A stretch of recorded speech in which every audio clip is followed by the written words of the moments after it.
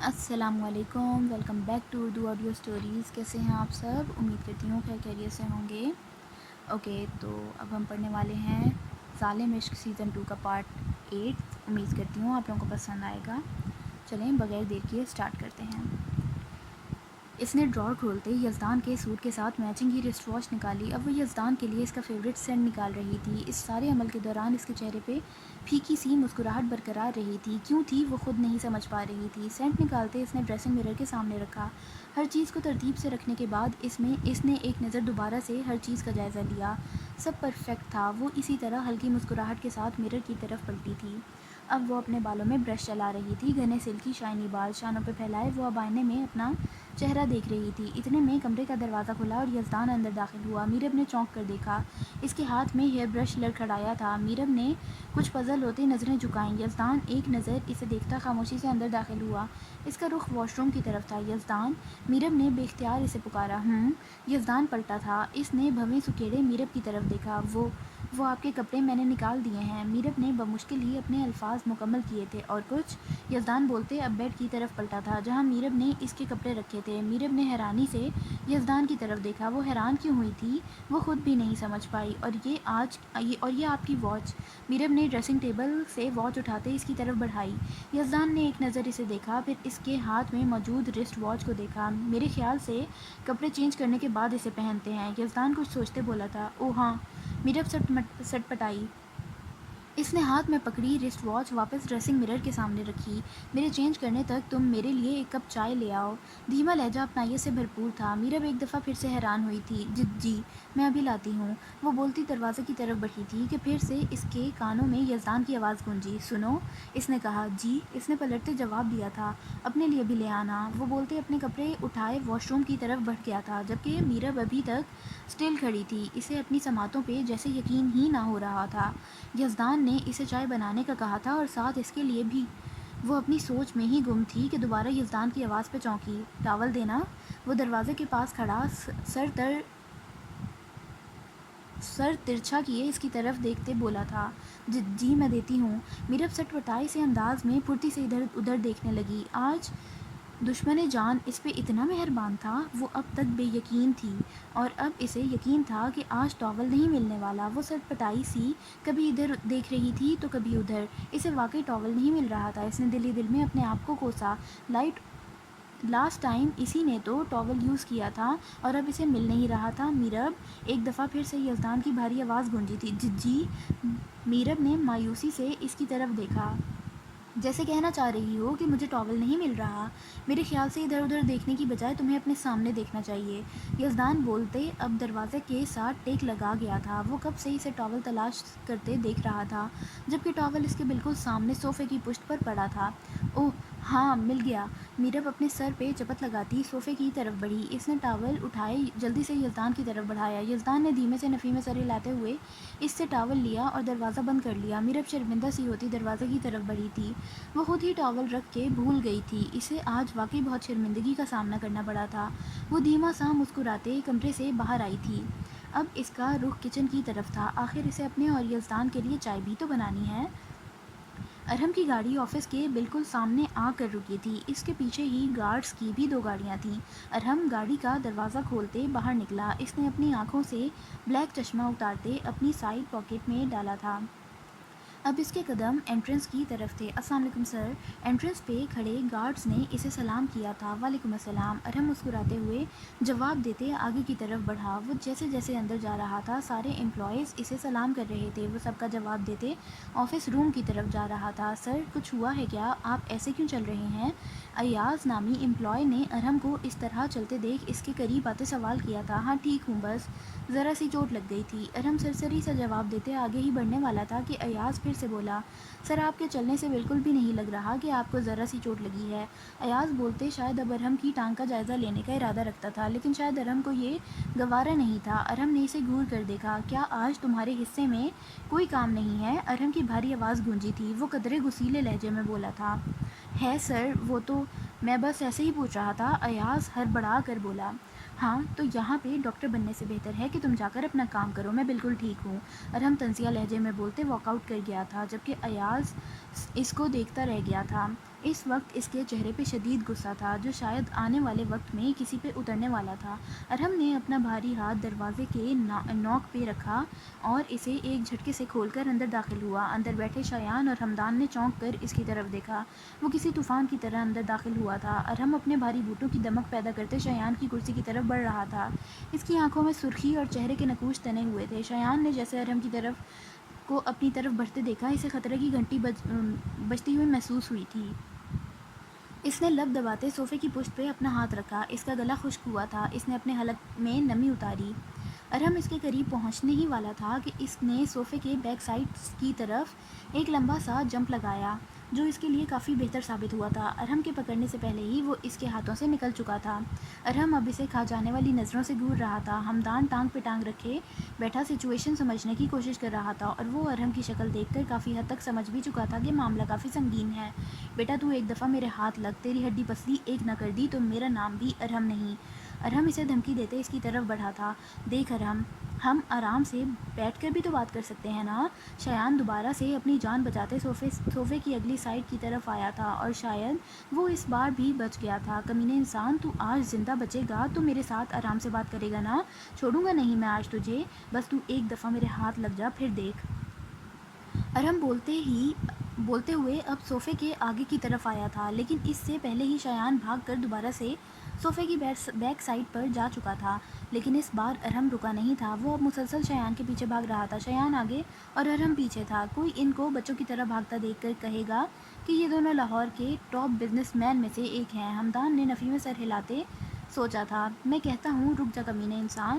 اب کی بار ارہم بپرے شیر کی طرح اس کی طرف بڑھا تھا۔ ایک تو اسے شایان پہ اتنا غصہ تھا اور دوسرا شایان اسے اس طرح سے بھگا رہا تھا جو ارہم کو مزید غصہ دلا رہا تھا۔ ارہم میرے بھائی ہوا کیا ہے مجھے بتا تو صحیح، شایان انجان بنتے بولا تھا جبکہ وہ سب کچھ جان چکا تھا۔ اس کی بہن نے اسے فون کر کے سب بتا دیا تھا کہ ارہم سے آج اس کی خیر نہیں۔ تو ایک دفعہ میرے ہاتھ لگ پھر میں تجھے بتاتا ہوں کہ ہوا کیا ہے۔ ارہم اس کے پیچھے پیچھے بھاگتے پھولتے سانس کے ساتھ بولا تھا۔ اگر اس کے آفس کا کوئی امپلائی اسے اس طرح اپنے آفس میں بھاگتے دیکھ لیتا تو کیا عزت رہتی اس کی۔ ارہم یہ سوچتے ایک پل کے لیے بھاگتے بھاگتے رکا تھا۔ وہ بہت گہرے گہرے سانس لے رہا تھا۔ ارہم، میں سچ میں نہیں جانتا کیا ہوا ہے، لیکن اگر تم مجھے بتاؤ گے تو ہم معاملے کا حل نکال لیں گے۔ اس طرح لڑائی کرنے سے کوئی فائدہ نہیں ہے۔ شایان ارہم کی طرف دیکھتے معصومیت سے بھرپور لہجے میں بولا تھا۔ اداکاری کرنا کوئی شایان سے سیکھے۔ ارہم یار بیٹھو، ہوا کیا ہے مجھے تو بتاؤ۔ کیوں اس طرح سے تم شایان کے پیچھے بھاگ رہے ہو؟ کیا کیا ہے اس نے؟ ہمدان اب کھڑا ہوتا ہوا کیا ہے مجھے تو بتاؤ، کیوں اس طرح سے تم شایان کے پیچھے بھاگ رہے ہو؟ کیا کیا ہے اس نے؟ ہمدان اب کھڑا ہوتا ارہم کی طرف بڑھا تھا۔ یہ تم اپنے بھائی سے پوچھو جو آج کل میرے ہاتھوں قتل ہونا چاہتا ہے۔ ارہم شایان کو خونخوار نظروں سے گھورتا بولا تھا جبکہ شایان کے چہرے پہ کوئی بھی شرمندگی کے تاثرات نہ دیکھتے اس کا مزید خون کھول رہا تھا۔ یہ وہی جانتا تھا کہ وہ کس طرح سے ضبط کیے کھڑا ہے۔ ارہم یار میں واقعی نہیں جانتا کہ ہوا کیا ہے۔ جب تک تم نہیں بتاؤ گے تو مجھے کیسے پتہ چلے گا کہ کیا ہوا ہے؟ شایان میسنا سا منہ بناتے اب اپنے سیٹ کی طرف آتے بیٹھنے کا ارادہ رکھتا تھا۔ اسے یقین تھا کہ اب ارہم سے اس کی جان کو کوئی خطرہ نہیں کیونکہ ہمدان اس کے پاس کھڑا ہے۔ ہاں ارہم تم ہی بتاؤ کیا ہوا ہے؟ ہمدان بھی پیچھے کی طرف بڑھتے اب اپنی سیٹ پہ بیٹھ چکا تھا۔ اپنا اپنا آفس ہونے کے باوجود یہ تینوں ایک ہی آفس میں پائے جاتے تھے اور اب بھی وہ تینوں اس وقت ہمدان کے آفس میں موجود تھے۔ کیا پٹیاں پڑھائی ہیں تم نے میری بیوی کو فون پہ؟ ہاں تم ثابت کیا کرنا چاہتے ہو؟ کیا میں تمہیں اتنا گرا ہوا گھٹیا انسان لگتا ہوں؟ کیوں میرے پیچھے ہاتھ دھو کر پڑ گئے ہو؟ ارہم انتہائی غصے سے دھاڑا تھا۔ گھٹیا انسان، تمہاری وجہ سے پری مجھ پہ شک کر رہی ہے۔ اسے لگتا ہے کہ میں اتنا تیار ہو کے لڑکیوں سے ملنے جاتا ہوں، نہ جانے کتنے افیئرس چل رہے ہیں میرے، اور یہ سب تمہاری وجہ سے ہو رہا ہے۔ تم ہی اس سے فون پہ یہ سب چیزیں بتاتے ہو نا؟ ارہم انگلی دکھاتے انتہائی غصے سے بولا تھا۔ اس کی بات پہ ہمدان نے بہت مشکل سے اپنا چھوٹتا قہقہا روکا تھا جبکہ شایان اب معصومیت سے اس کا چہرہ تک رہا تھا۔ آج واقعی اس کی خیر نہیں تھی۔ شایان جان چکا تھا اور دل ہی دل میں اپنے لیے رحم کی دعائیں بھی مانگ رہا تھا۔ شایان تم نے ایسا کہا پری سے؟ ہمدان بمشکل اپنا قہقہا روکتے شایان کو گھورتے بولا تھا۔ ہاں ہاں، تو غلط کیا تھا اس میں؟ صحیح تو کہا تھا میں نے۔ دیکھو تو ذرا کس طرح سے تیار ہو کر آیا ہے، جیسے آفس نہیں اپنے ولیمے پہ جا رہا ہو۔ شایان بڑے ایٹیٹیوڈ سے بولتا نظریں گھما گیا تھا۔ ارہم نے اپنی مٹھیاں بھیجے اپنے غصے پہ قابو پانے کی کوشش کی، جو شاید اب اس کے لیے مشکل ہو رہا تھا۔ کون کہتا ہے تمہیں اتنا تیار ہو کر آیا کرو؟ پرفیوم تو دیکھو، ایسے لگاتے ہو جیسے ساری لڑکیاں ایک ہی دن میں تاڑنے کا ارادہ ہو۔ شایان نے ایک اور تیر ہوا میں اچھالا تھا، اور بس یہاں ارہم کا صبر جواب دے گیا۔ ارہم ایک ہی جسٹ میں اس کی طرف بڑھتے اسے کان سے پکڑ گیا تھا۔ شایان کی درد سے کرہ نکلی تھی۔ ایک ہاتھ سے اس نے اپنا کان چھڑوانے کی کوشش کی، جو کہ شاید اب ناممکن تھا۔ کیا کہا تم نے؟ میں تیار ہو کر آتا ہوں، چل بیٹا اب تو دیکھ میں تیرے ساتھ کرتا کیا ہوں۔ ارہم اسے چھوڑتے ایک سنگل صوفے کی طرف بڑھتے، اس پہ ٹانگ رکھے صوفے کی پتہ نہیں کہاں سے صوفے سے ٹیک لگائے بیٹھ چکا تھا۔ شایان نے حیرانی سے ارہم کی طرف دیکھا، جو اسے کچھ کہے بنا ہی جا کر بیٹھ گیا تھا۔ وہ اتنا شریف تو نہ تھا، بلکہ بدلہ تو وہ اس سے لے کر رہے گا۔ شایان یہ جانتا تھا، لیکن اب وہ کیا کرنے والا تھا شایان یہ نہیں جانتا تھا۔ گیم میں نیا ٹوئسٹ آنے والا تھا۔ ہمدان بھی ایکسائٹڈ ہوتے دوبارہ سے ٹانگ پہ ٹانگ رکھے ٹوسٹ کے انتظار میں بیٹھ گیا تھا۔ شایان نے اپنا کالر سیدھا کیا اور ٹکٹکی باندھے انتہائی معصومیت سے ارہم کی طرف دیکھنے لگا۔ رحم کی امید تو رکھ نہیں سکتا تھا۔ اب دیکھو قسمت کو کیا منظور۔ ارہم ویسے تمہاری ٹانگ کو کیا ہوا ہے؟ تم لنگڑا کر چل رہے تھے، میں نے بھاگتے ہوئے نوٹ کیا۔ شایان چہرے پہ بلا کی معصومیت سجائے اس سے پوچھ رہا تھا، یا اس کا دھیان بٹا رہا تھا۔ میرے ساتھ جو کچھ بھی ہوا ہے نا، تمہاری اس ہٹلر بہن کی وجہ سے ہوا ہے۔ ہمدان میں تمہیں بتا رہا ہوں، یہ دونوں کسی دن میری جان لے لیں گے۔ بچا لو تم اپنے اس دوست کو۔ ارہم غمگین لہجے میں بولتا اپنی جیب سے موبائل نکال چکا تھا اور اب اس پہ انگلیاں پھیرتے شاید کسی کا نمبر ڈائل کر رہا تھا۔ ہا ہا ہا۔ ارہم کی بات پہ ہمدان کا چھت پھاڑ قہقہہ گونجا تھا۔ ارہم نے گھور کر اس کی طرف دیکھا، کہاں پھنس گیا میں؟ ارہم منہ میں بڑبڑاتے اپنا فون کان سے لگا گیا تھا۔ شایان اور ہمدان اسے سوالیہ نظروں سے دیکھ رہے تھے۔ وہ کسے کال کر رہا تھا وہ دونوں ہی نہیں جانتے تھے۔ السلام علیکم، کیسا ہے میرا بچہ؟ ارہم فون سے کان لگائے دل جلا دینے والی مسکراہٹ کے ساتھ شایان کی طرف دیکھتے بولا تھا، کیونکہ اس وقت اس کے دماغ میں انتہائی شاطرانہ آئیڈیا تھا۔ شایان اور ہمدان دونوں نے ناسمجھی سے ارہم کی طرف دیکھا۔ وہ کس سے بات کر رہا تھا وہ دونوں ہی نہیں جانتے تھے۔ وعلیکم السلام ارہم بھائی، کیسے ہیں آپ؟ دوسری سائڈ سے ہیزل کی آواز آئی تھی۔ میں تو بالکل ٹھیک ہوں، ہماری شہزادی کیسی ہے؟ ارہم بولتے پھر سے شایان کی طرف دیکھتے گہرا مسکرایا تھا۔ اب کی بار شایان کو ارہم کی مسکراہٹ سے کافی جلن ہوئی تھی۔ ارہم کیوں مسکرا رہا تھا؟ شایان کو تجسس ہوا۔ ہیزل تیار ہو جانا، میں رات کو تمہیں اور بچوں کو پک کر لوں گا، تم ڈنر ہماری طرف کرو گی۔ ماما، شوہرام اور حرم تم تینوں کو بہت مس کر رہے ہیں نا، تو تم رات وہیں پر رک جانا۔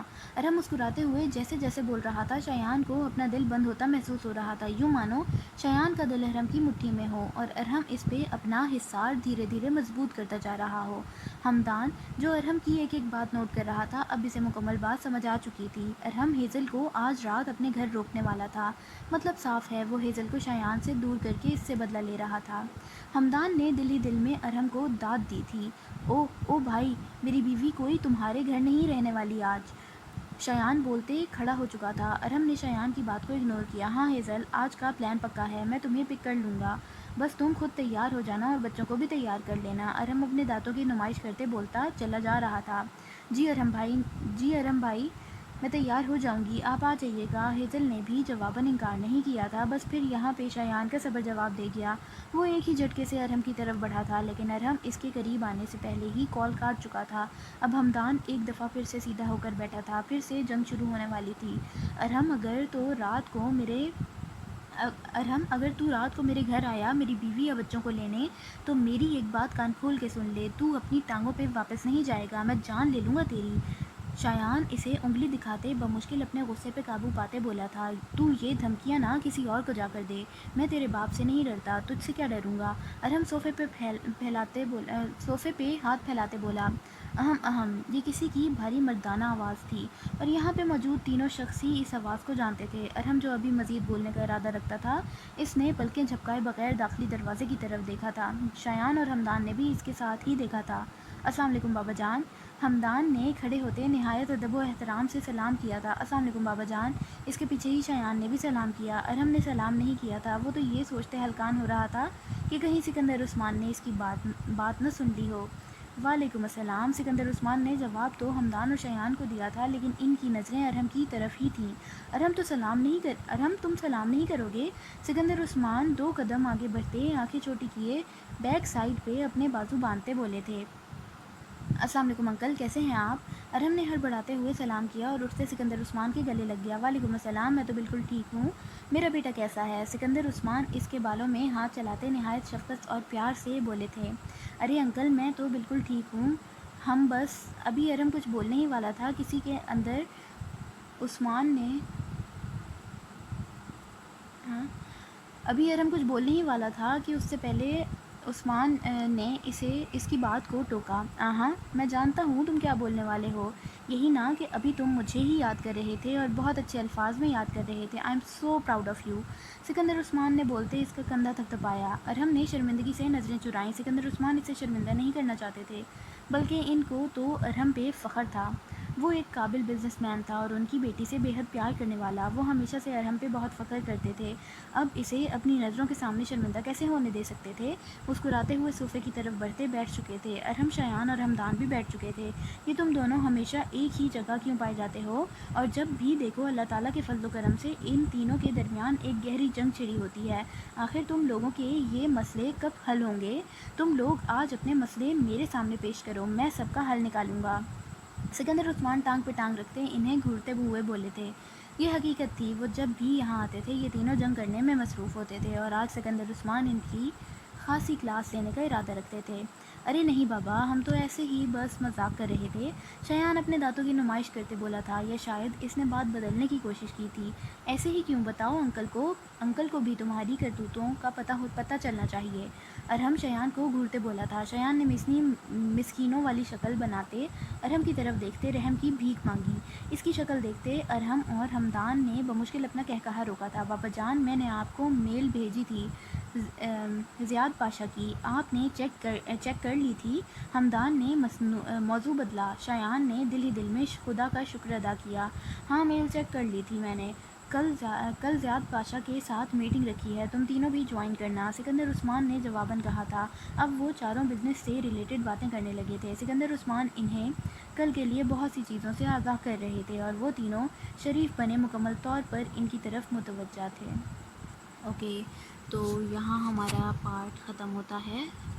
उम्मीद करती हूँ आप लोगों को पसंद आया होगा, और अगर पसंद आया है तो वीडियो को लाइक करें, चैनल को सब्सक्राइब करें, फ्रेंड्स के साथ अपने शेयर करें और नेक्स्ट पार्ट का वेट करें। तब तक के लिए मुझे दें इजाज़त। खुश रहें, खुशियाँ बाँटें। अल्लाह हाफ़िज़।